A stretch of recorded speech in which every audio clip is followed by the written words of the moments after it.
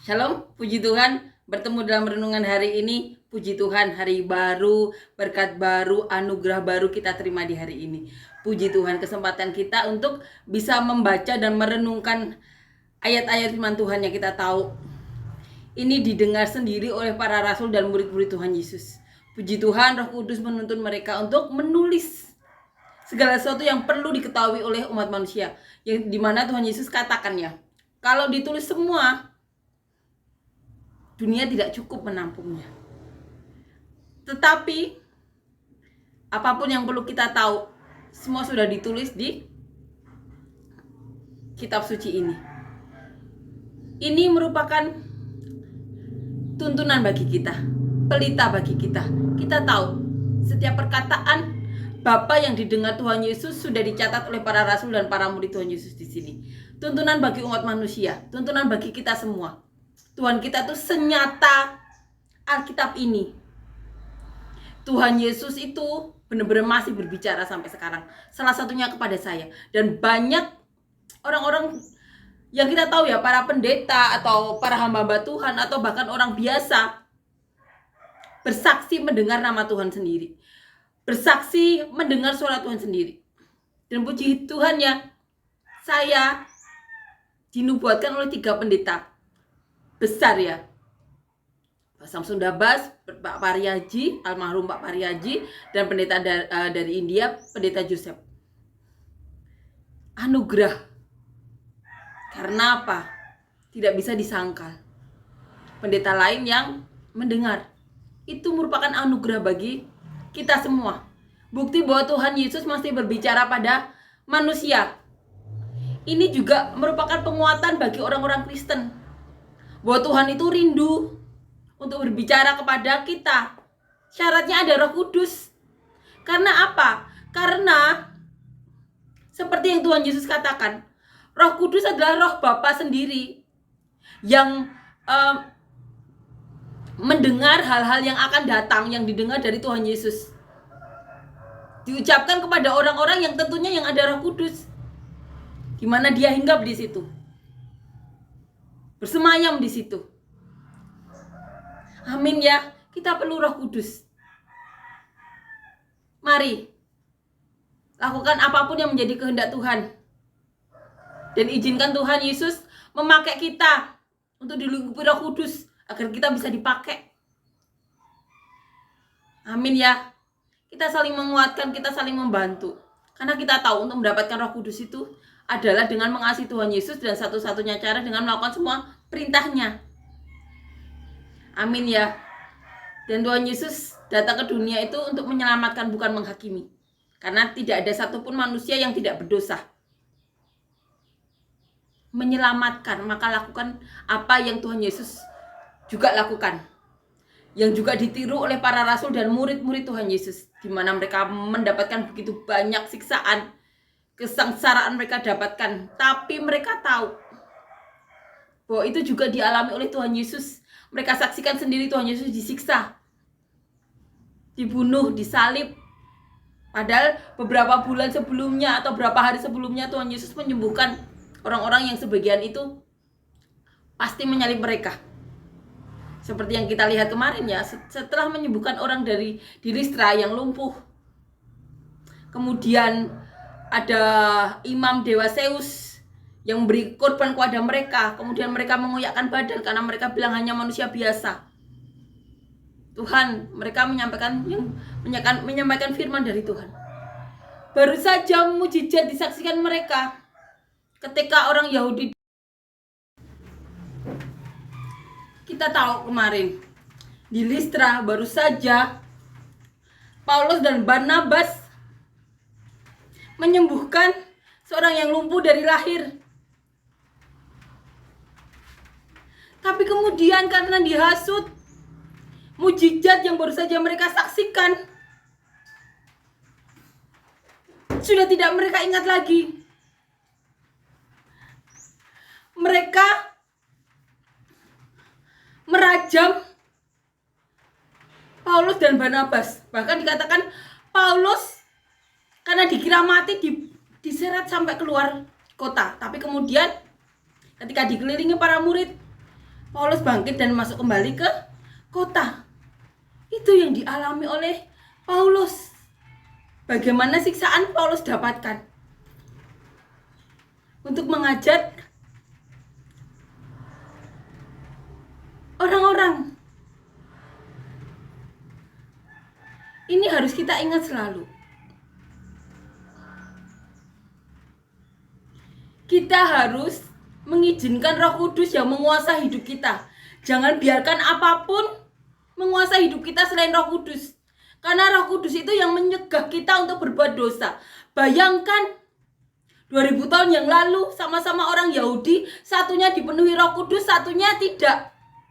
Satunya bisa berkata-kata dan melakukan mujizat karena dipakai Tuhan Yesus, dipermuliakan Bapa, bisa menyembuhkan orang lumpuh di depan mata mereka. Satunya lagi sama-sama orang Yahudi, tapi karena hatinya penuh dengan iri dengki, bahkan saat mau membunuh rasul-rasul murid Tuhan Yesus, mereka tidak diselamatkan Roh Kudus. Bayangkan dosa besar apa yang saat itu mereka lakukan. Apa yang akan mereka dapatkan saat membunuh orang-orang kesayangan Tuhan Yesus. Roh Kudus tidak menyelamatkan mereka. Kita tahu ada imam yang bersaksi kan di kitab suci. Kita pernah baca bahwa seorang imam ya mendengar Roh Kudus berkata, kamu tidak akan mati sebelum melihat Mesias. Kemudian saat Maria dan Yusuf datang, dia tahu itu Mesias. Seperti itu Roh Kudus bekerja. Jadi izinkan Roh Kudus untuk menguasai hati kita. Karena hanya Roh Kudus yang bisa menyelamatkan umat manusia dari berbuat dosa. Saat kita ada iri dengki yang mencoba merasuk, Roh Kudus akan mengingatkan, ingat tujuan kamu surga. Apalagi kalau kita menyakiti orang-orang kesayangan Tuhan. Bayangkan dosa besar apa yang akan kita alami apabila kita tidak diperingatkan oleh Roh Kudus. Mari kita saling bantu, mari kita saling mendukung untuk bisa mendapatkan Roh Kudus yang kita perlu. Agar kesalahan yang kita lakukan di saat ini tidak dilakukan oleh keturunan-keturunan atau umat manusia setelah kita. Kita perlu Roh Kudus untuk menyelamatkan kita dari berbuat dosa. Kita harus saling mendukung, kita harus saling membantu, saling mengingatkan. Memberitahu bahkan sampai ke penjuru dunia seperti yang dilakukan oleh para murid dan para rasul Tuhan Yesus. Melakukan apa yang menjadi kehendak Tuhan Yesus yang merupakan kehendak Bapa. Amin ya. Amin, mari kita saling mendukung, saling membantu. Amin ya. Amin. Kita akan nyanyikan lagu yang pertama.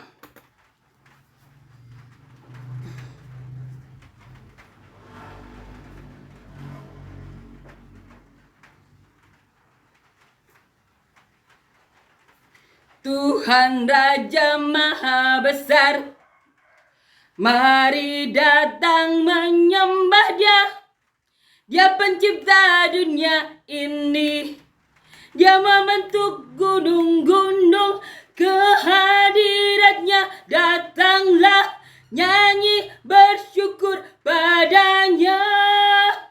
Dengan bersuka bernyanyilah, Dia batu keselamatan, puji Dia.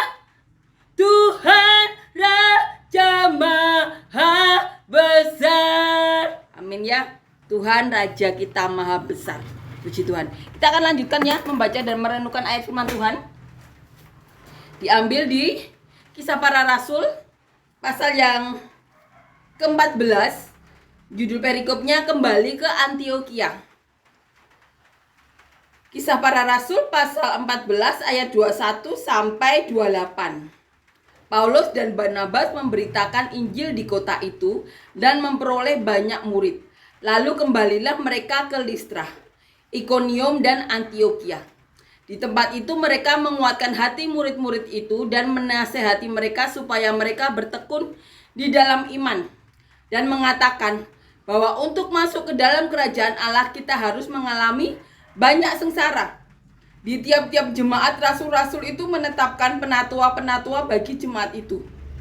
Dan setelah berdoa dan berpuasa, mereka menyerahkan penatua-penatua itu kepada Tuhan, yang adalah sumber kepercayaan mereka. Mereka menjelajah ke seluruh Pisidia dan tiba di Pamfilia. Di situ mereka memberitakan firman di Perga, lalu pergi ke Atalia di pantai. Dari situ berlayarlah mereka ke Antioquia. Di tempat itulah mereka dahulu diserahkan kepada kasih karunia Allah untuk memulai pekerjaan yang telah mereka selesaikan. Setibanya di situ mereka memanggil jemaat berkumpul, lalu mereka menceritakan segala sesuatu yang Allah lakukan dengan perantaraan mereka, dan bahwa Ia telah membuka pintu bagi bangsa-bangsa lain kepada iman. Di situ mereka lama tinggal bersama-sama dengan murid-murid itu. Mereka kembali ke Antioquia. Kita tahu waktu mereka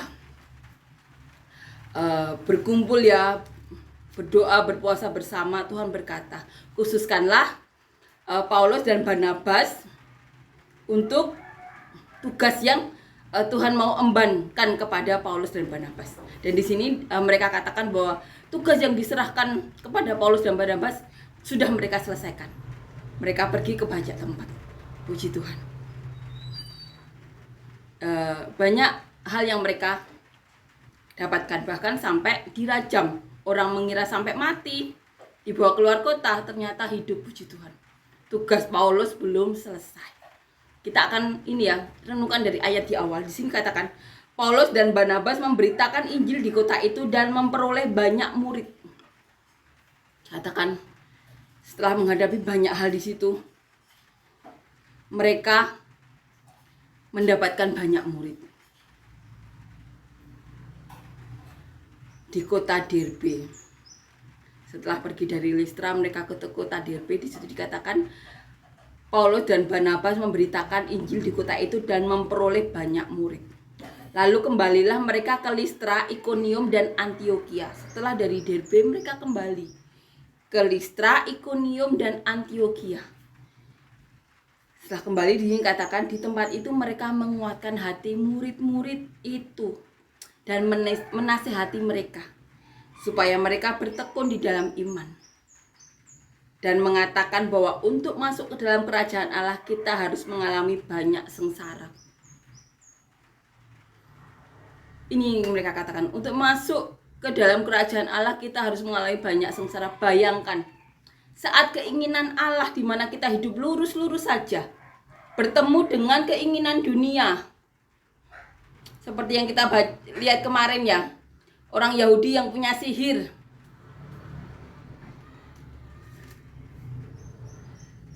Dan dia tidak mengizinkan atau menghambat pimpinan wilayah situ ya, untuk mau mendengarkan firman dari Paulus dan Barnabas. Tapi Paulus penuh dengan Roh Kudus, sehingga dia dibutakan saat itu.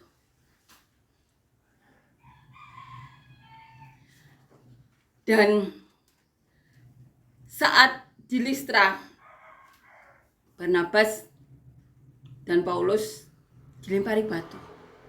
Kesengsaraan yang mereka dapatkan itu karena mereka harus hidup sesuai dengan kehendak Tuhan di dunia yang penuh dengan keinginan manusia, penuh dengan keinginan daging.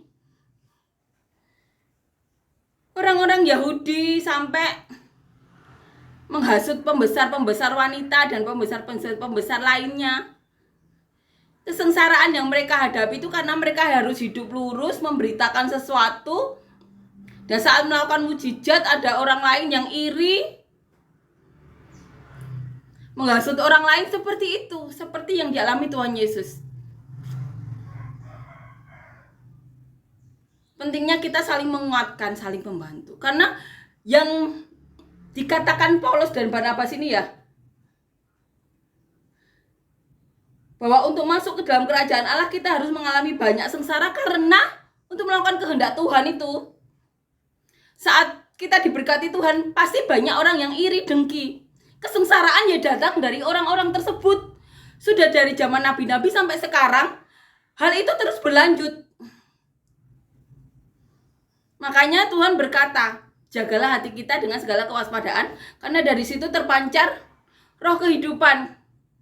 Tuhan katakan, untuk masuk dalam kerajaan Allah kita harus mengalami banyak sengsara. Karena kalau kita hidup sesuai dengan kehendak Tuhan dan Tuhan mau memberkati kita, pasti banyak orang yang iri dengki. Kesengsaraan itu didapat dari orang-orang yang iri dengki dari sejak zaman Tuhan Yesus sampai sekarang. Itu terulang terus. Karena apa? Saat kita membaca Alkitab, manusia tidak merenungkan sehingga meresap dalam hati, atau karena beda keyakinan. Tapi kan setiap orang harusnya ada hati nurani ya. Maka pakailah itu. Maka jagalah hati kita. Kita untuk masuk dalam kerajaan Allah, Tuhan pasti menyertai. Dikasih hikmat, dikasih berkat. Tapi yang membuat sengsara itu orang-orang yang iri hati. Makanya kalau kita tidak bisa merubah hati kita, kita rubah hati kita. Masukkan diri kita ke orang-orang yang takut Tuhan. Jangan masukkan diri kita ke orang-orang yang penuh dengan iri dengki. Karena kesengsaraan, kita baca ini ya, kesengsaraan diperoleh karena saat murid-murid Tuhan Yesus melakukan hal-hal yang dikehendaki Tuhan Yesus, mereka mendapatkan mujizat, mereka bisa melakukan mujizat, orang-orang iri dengki. Harus mengalami sengsara. Belum lagi penolakan, karena beda prinsip atau keyakinan. Orang-orang Yahudi saat itu belum percaya Tuhan Yesus adalah Mesias. Yang percaya karena kita tahu Bapa sudah menyentuh hati mereka. Ada Roh Kudus yang menyentuh hati mereka. Itu harus kita tahu. Harus kita tahu ya. Makanya kita harus menjaga hati kita dengan segala kewaspadaan. Karena dari situ terpancar roh kehidupan. Amin ya. Di tiap-tiap jemaat, rasul-rasul itu menetapkan penatua-penatua bagi jemaat itu setelah mereka berdoa dan berpuasa. Mereka menetapkan penatua-penatua setelah berdoa dan berpuasa. Mereka menyerahkan penatua-penatua itu kepada Tuhan, yang adalah sumber kepercayaan mereka. Tuhan adalah sumber kepercayaan mereka. Mereka menyerahkan itu penatua-penatua yang dipilih saat berdoa dan berpuasa, dan diserahkan kepada Tuhan yang merupakan sumber kepercayaan mereka. Mereka menjelajah seluruh Pisidia dan tiba di Pamfilia.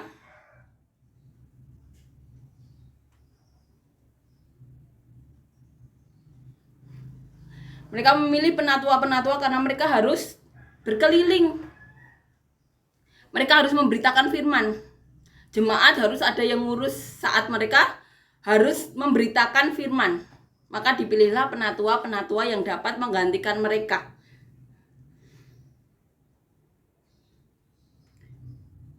Di situ mereka memberitakan firman di Perga, lalu pergi ke Atalia di pantai. Dari situ berlayarlah mereka ke Antioquia. Di tempat itulah mereka dahulu diserahkan kepada kasih karunia untuk memulai pekerjaan yang telah mereka selesaikan. Amin ya.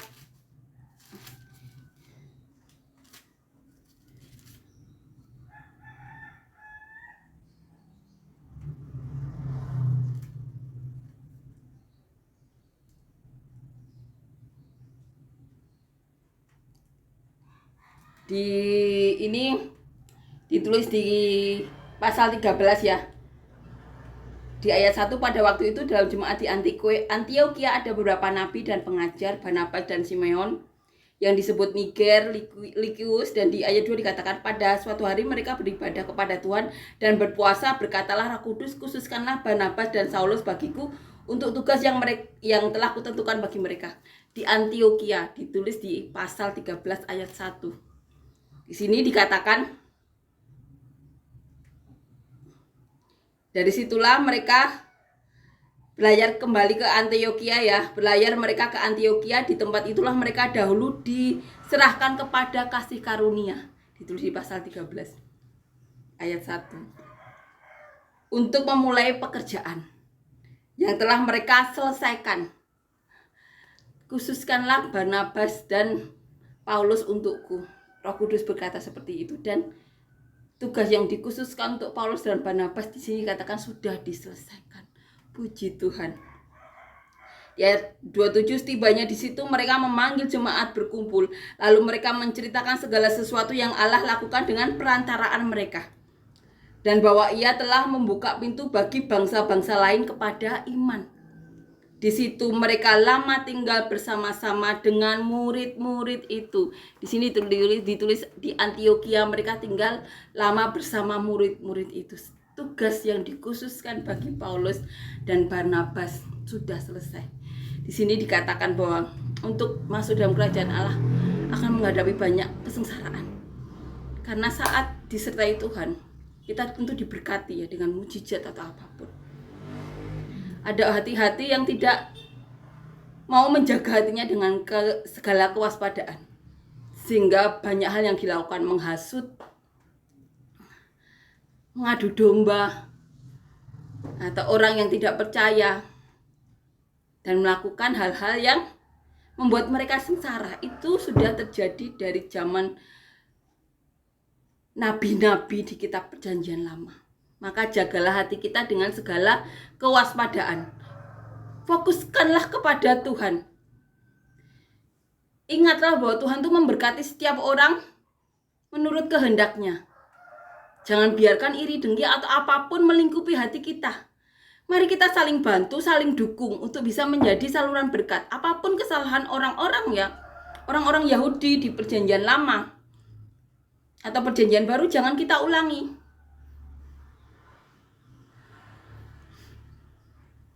Mereka sama-sama orang Yahudi. Satunya diberkati luar biasa, bisa melakukan mujizat luar biasa karena Allah berkenan. Tapi satu kelompok lainnya malah membunuh orang Yahudi sendiri yang diurapi Tuhan, menyiksa, membuat sengsara. Kesalahan orang-orang Yahudi itu sebenarnya sampai sekarang juga dilakukan oleh kelompok manusia manapun. Tapi karena kita orang Kristen, kita hanya membahas apa yang ada di Alkitab. Kesalahan orang Yahudi itu juga dilakukan oleh bangsa-bangsa lain. Tapi di sini kita fokus ke Alkitab kita. Amin ya, mari kita saling bantu, saling dukung untuk bisa menjadi apapun yang Tuhan mau. Biarlah nama Tuhan dipermuliakan dalam hidup kita. Amin ya. Saling dukung, saling bantu, karena kita tahu tujuan kita cuma satu, surga. Biarlah manusia lain bisa merasakan surga saat di dunia. Dengan kita saling membantu ya, saling mendukung. Masalah pasti ada. Tapi apabila kita berada di dekat orang-orang yang cinta Tuhan, pasti kita akan bertindak seperti para rasul dan murid-murid tersebut yang mau membantu, yang mau mendukung, seperti yang dilakukan oleh guru mereka, oleh Tuhan mereka, oleh Mesias mereka, oleh Tuhan Yesus. Amin ya. Amin. Amin. Mari kita saling dukung, saling bantu untuk bisa menjadi apapun yang Tuhan mau. Amin ya. Tuhan Yesus, terima kasih untuk segala berkat rahmat-Mu. Terima kasih untuk setiap perkataan-Mu ini menguatkan kami. Benar-benar menguatkan kami sebagai manusia, Tuhan, bahwa Kau benar-benar ada, jalan ke surga benar-benar ada melalui Kau. Terima kasih Yesus, terima kasih Tuhan. Kau sudah datang 2000 tahun yang lalu. Kiranya berkat surgawi, berkat duniawi Kau curahkan kepada kami semua yang mendengarkan dan melihat tayangan ini, Tuhan, dimanapun dan kapanpun, Tuhan. Biarlah berkat surgawi, berkat duniawi, damai sejahtera-Mu, Tuhan, Kau curahkan. Segala yang sakit Kau berikan kesembuhan, segala yang berat Tuhan Kau ringankan, Tuhan. Kau angkat masalahnya, Tuhan. Kau berikan mujizat-mujizat-Mu, Tuhan. Hujan berkat, Tuhan, Kau berikan, Tuhan. Damai sejahtera-Mu, Tuhan, Kau berikan kepada kami semuanya, Tuhan. Lingkupi kami dengan kasih karunia-Mu, Tuhan. Lingkupi kami, Tuhan, dengan belas kasihan-Mu. Kami perlu Kau, Tuhan. Kami tahu kami tidak dapat berbuat apapun tanpa-Mu, Yesus. Kami perlu Kau, kami perlu Roh Kudus-Mu, Tuhan. Selalu Tuhan, selalu Tuhan. Selalu Yesus kuasai hati kami Tuhan. Dengan hadirat-Mu kami perlu Kau. Kami perlu Kau. Amin ya, kita akan nyanyikan lagu yang kedua.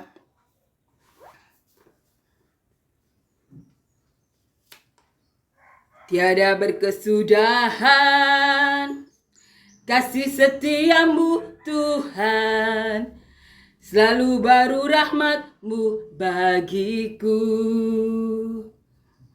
Hari berganti hari, tetap kulihat kasih-Mu, tak pernah berakhir di hidupku.